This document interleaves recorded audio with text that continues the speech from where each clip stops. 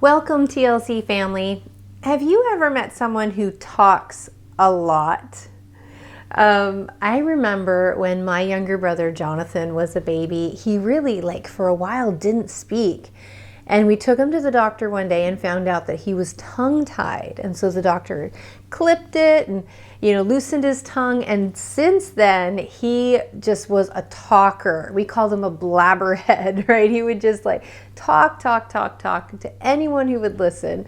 And now, I've known many people like that. My father-in-law, Breck Sr., he can talk to anybody for a long time.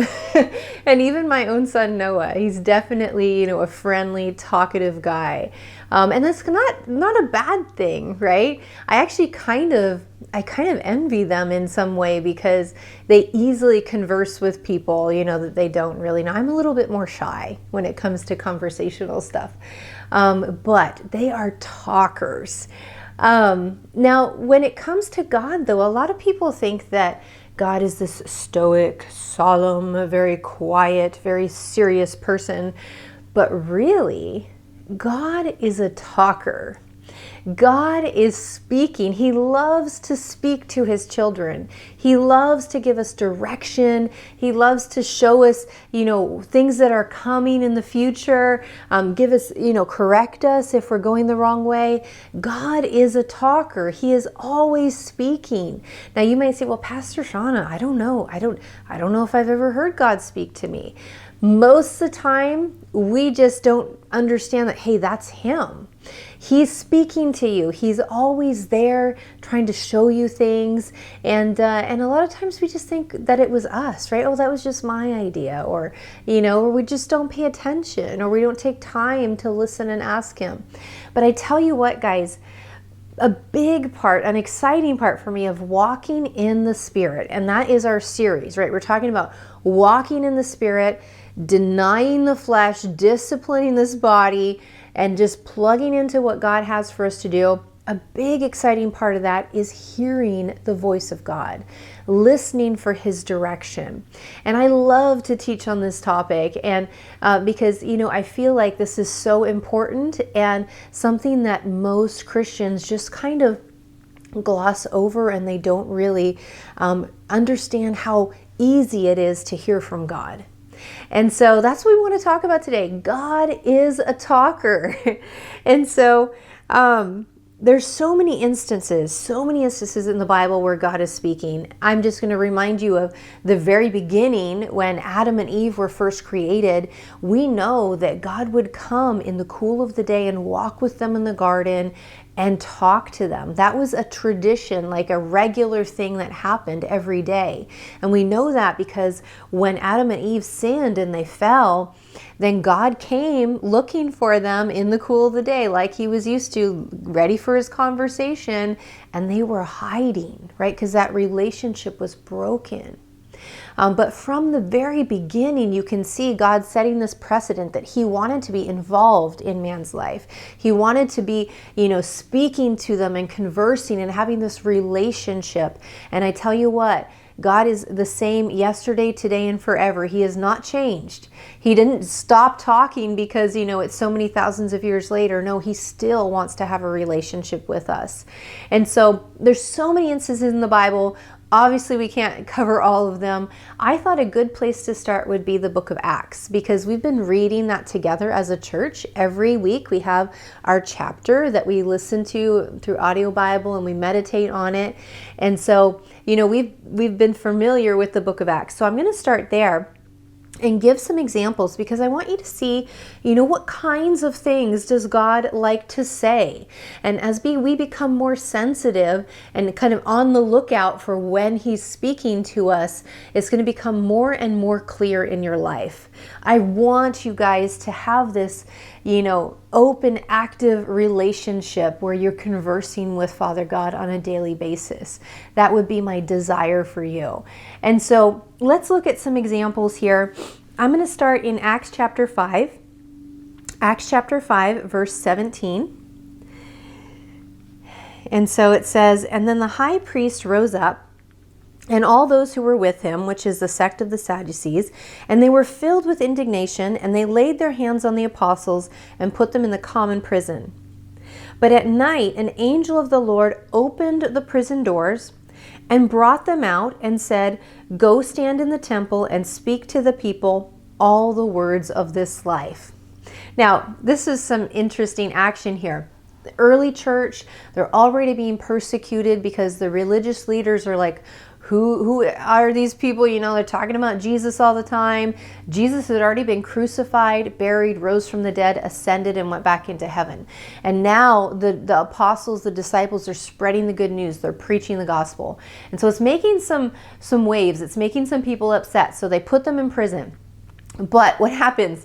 God breaks them out. God breaks them out of prison, sends an angel to open up the prison doors, walks them out, and then gives them specific instructions, right? What did he tell them to do?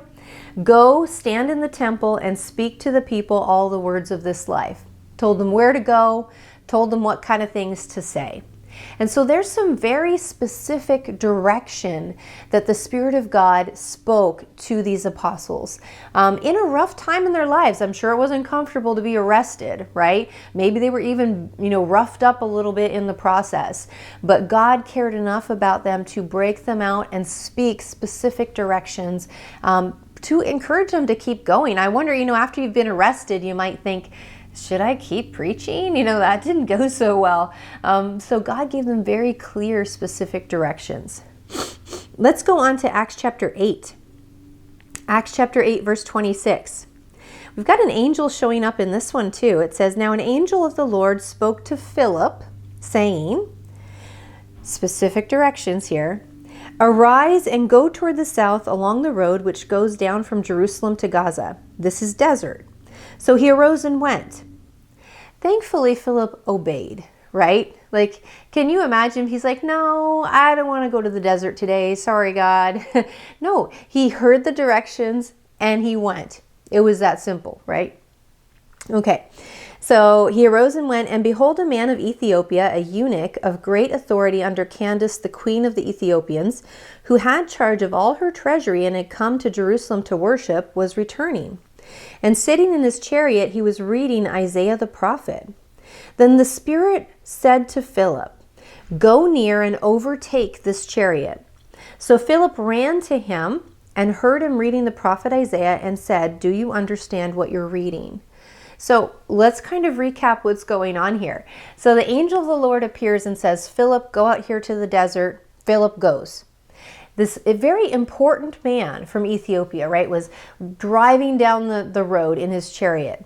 And then the Holy Spirit prompts Philip and gives him more instructions. So notice he got specific instructions of where to go. He obeyed. In that obedience, in that place, then he got further instructions, right? I heard Brother Hagin, a minister who started the Bible school that Pastor Luke and I went to, he would tell us, if you ever feel like you're not sure what to do, go back and make sure you did the last thing that God told you to do, right? Because some of us are like, "Okay, no, I don't really want to do that. Tell me something else, Lord." And he's like, "No, I'm still waiting on this other thing that you need to take care of," right? So go back and do the last thing that God spoke to you. And then that's where you're going to get further instructions, right? That's where Philip got them. So once he obeyed the first instructions, then the Spirit of God said, "Okay, go near to this chariot, talk to this guy," right? And so Philip, again in obedience, just ran up and said, "Hey, do you understand what you're reading?" And the guy's like, if you read the rest of the story, actually, no. And so Philip is able to use that opportunity to preach Jesus to him. This guy accepts Jesus and is baptized right there.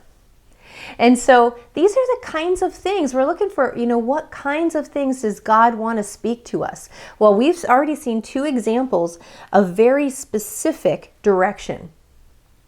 So let's keep going. Acts chapter 9 now, verses 4 through 6. Now it says, "Then he fell to the ground and heard a voice saying to him, 'Saul, Saul, why are you persecuting me?' Now, let me give you some context, because this is the Apostle Paul, who started a lot of churches in that time, and wrote a bunch of the epistles that are still in our Bible today. Before that, though, his name was Saul, and he was persecuting the church. He actually was hunting down Christians to kill them. And so God really stops him in his tracks here and speaks to him.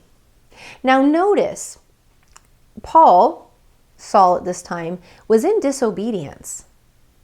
Does God still care about those who've made mistakes?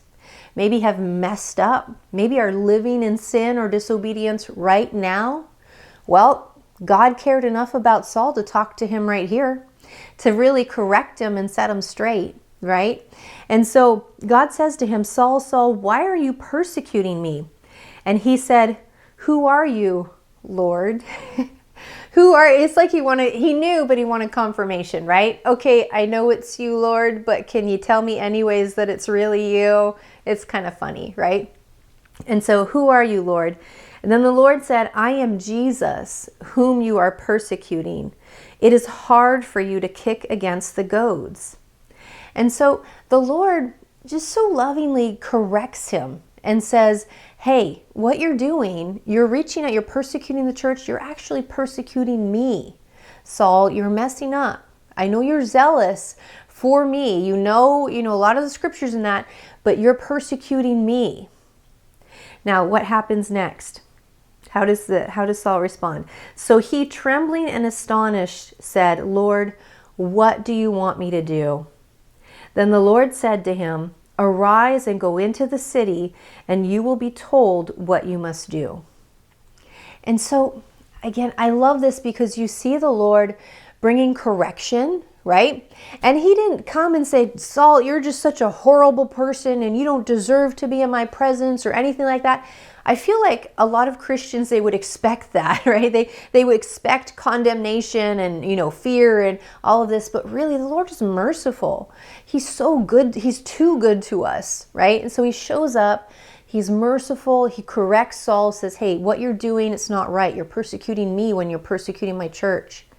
And thankfully, Saul responded, right? He responded to that loving correction and said, what do you want me to do, Lord?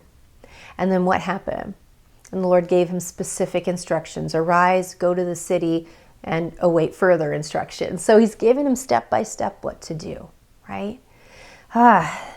So good. So good. So then God sends Saul into the city, right, to await instructions. Well, then the Spirit of God goes and speaks to another man about Saul, and his name was Ananias. In Acts 9, verse 10, it says, now there was a certain disciple at Damascus named Ananias, and to him the Lord said in a vision, Ananias? And he said, here I am, Lord. So obviously he was familiar with the voice of God too. He's like, hey, I'm right here, Lord. What do you need? So the Lord said to him, arise and go to the street called Straight, and inquire at the house of Judas for one called Saul of Tarsus, for behold, he is praying. And in a vision, he has seen a man named Ananias coming in and putting his hand on him so that he might receive his sight. Because Saul was struck blind when God was talking to him. Then Ananias said, Lord, I've heard from many about this man, how much harm he's done to your saints in Jerusalem. And here he has authority from the chief priests to bind all who call in your name. But the Lord said to him, go, for he's a chosen vessel of mine to bear my name before Gentiles, kings, and the children of Israel. Look at this whole conversation that God and Ananias are having back and forth, right? First of all, intro, hello, Ananias. He says, here I am, Lord. What do you need? And God gives him very specific instructions. Go here, talk to Saul. He's expecting you because this is what I told him. Ananias is a little scared, right? He's like, are you sure, Lord? Because I heard this guy was killing Christians. So you want me, a Christian, to go speak to him. Are you sure about that? And God's like, no, go ahead. It's okay. Go ahead and do it. And so, long story short, Ananias goes to Saul, lays his hands on him. He receives his sight again. He's born again, receives really his commission for ministry at that point. And so thank God Ananias was obedient. He could have said, no, I'm a little too afraid right now, Lord. I don't think I can follow your directions. No. He put that aside and followed the direction of the Lord. And so, guys, these are only just a few examples, right? I have way too many, obviously, to show you, but only just a few examples of the Spirit of God speaking. God is a talker. He wants to talk to you. He wants to give you direction. He wants to lovingly correct you and help prune those things out of your life that are not productive, that are holding you back. He wants to show you things to come in the future. And so as we go through this journey, as we walk in the Spirit, I want you just to become more sensitive to the voice of God because He's talking to you today. Have a blessed day.